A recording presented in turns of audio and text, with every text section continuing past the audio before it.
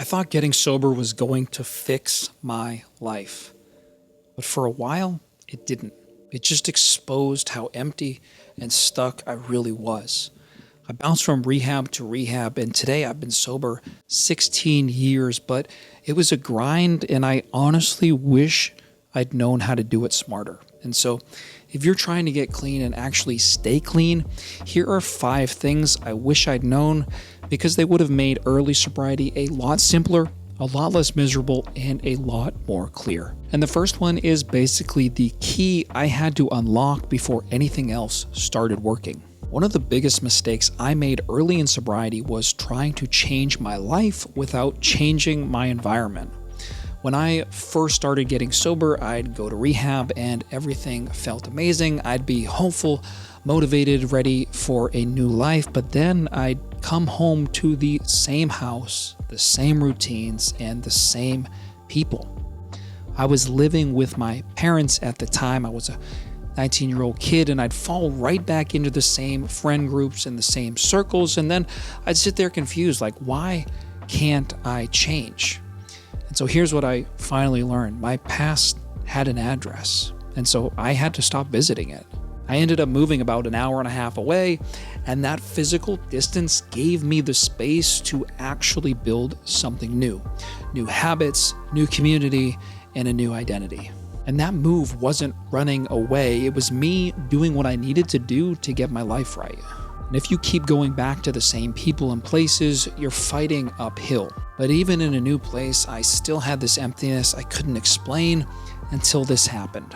For a long time, I honestly believed I was too far gone for God. Like I'd gone so far that He couldn't use me. And if I'm being real, when I first got sober, I didn't even know if I believed in God at all. And if you're not sure what you believe, just stay with me. This surprised me too. I moved into a Christian sober house, and they had a Bible study, and I started showing up, mostly out of curiosity. I started reading for myself. I started going to church, and little by little, faith started to feel real. Eventually, I hit this point where I thought, okay, I don't want to do this alone anymore, and so I asked a pastor friend to help me, to introduce me to Christ. And here's the part that I'll never forget. He pulls out this picture, and it's a picture of an illustration of a bridge. And it looked exactly like the bridge that I had tattooed on my back when I was 18 years old, back when I was running from God as hard and as fast as I could. And in that moment, it's like it just hit me like a ton of bricks. Every step that I thought I was taking away from Him was actually bringing me one step closer to home. And that's the lesson for me. God wasn't waiting for me to clean myself up. He'd actually been pursuing me the whole time, and He had a plan, not just for me to find Him, but for me to walk into a completely new life.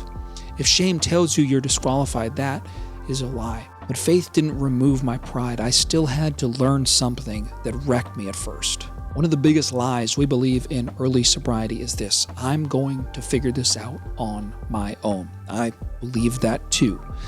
And then I got kicked out of rehab, and when I got home, my parents told me I couldn't live at the house anymore. So I was standing there with nowhere to go, and the old me would have panicked, shut down, tried to figure it out alone. But when I was in rehab, I'd written down a bunch of phone numbers, guys in recovery, people who said, call me if you need anything. And so I actually started calling, crazy enough.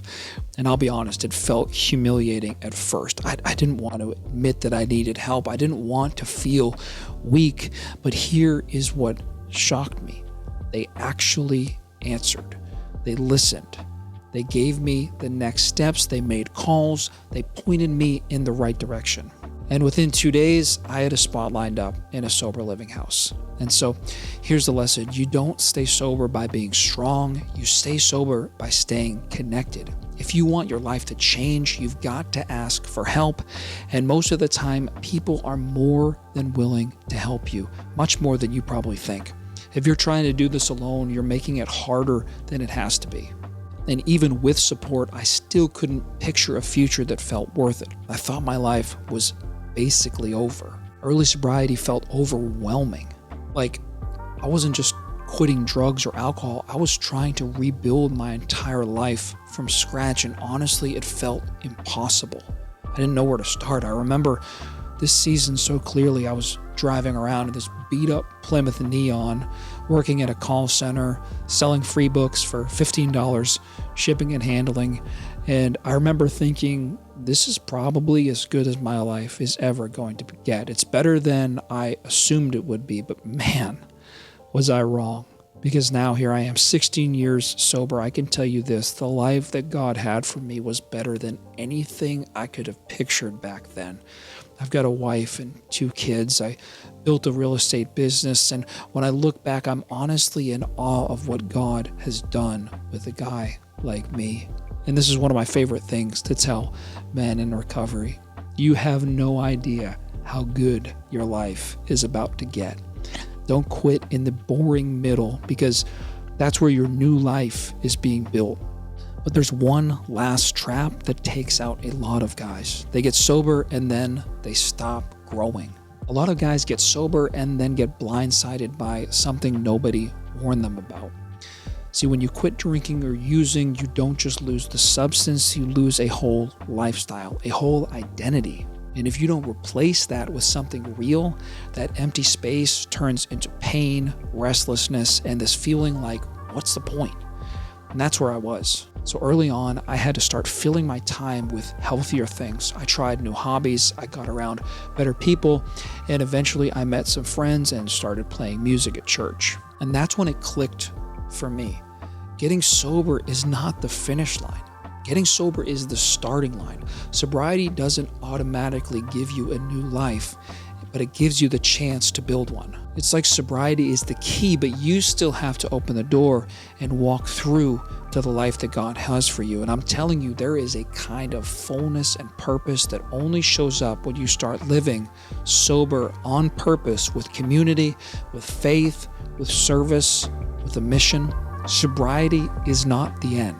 Sobriety is the start. So getting sober wasn't easy. In fact, it was one of the hardest things that I've ever done in my life. But these 5 lessons shaped me. And if you're sober but still feeling lost, or you're trying to get clean and you don't know what to do next, hit the subscribe button, because in the next videos, I'm going to show you how to build a real life after addiction. Faith, purpose, brotherhood, and practical steps you can actually use.